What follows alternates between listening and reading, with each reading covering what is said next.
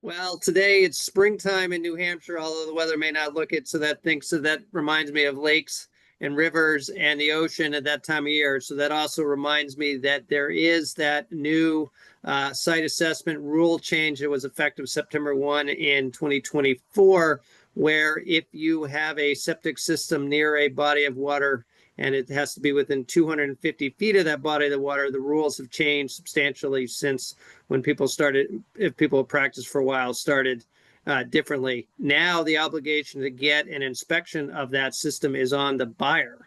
And so the buyer has to get an inspection. The rule calls it a septic evaluator, but that's just the septic installer that you or inspector you've used before. The evaluator term, don't get tripped up on it.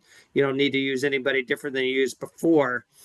So the buyer has to get that before closing, and the buyer's inspector will actually send a report to the town and the Department of Environmental Services.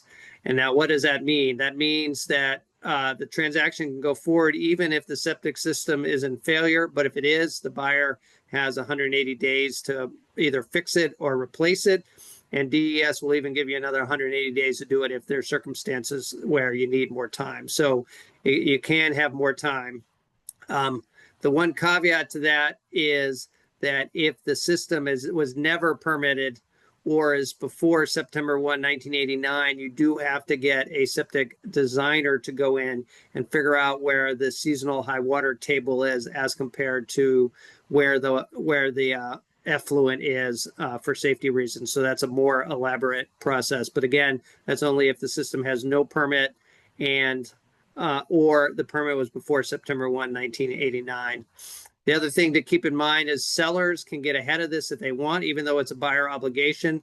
There's nothing saying sellers can't get their own inspection. It just has to be done within 180 days of the property transfer. And so listing agents may decide they want to get ahead of this game and do that. That is permitted.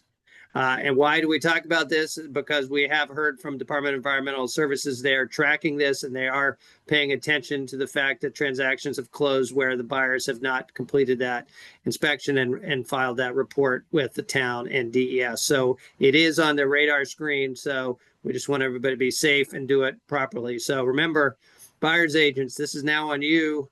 If it's a property with septic system within 250 feet of a water body, your buyer is going to need to get that inspection report done.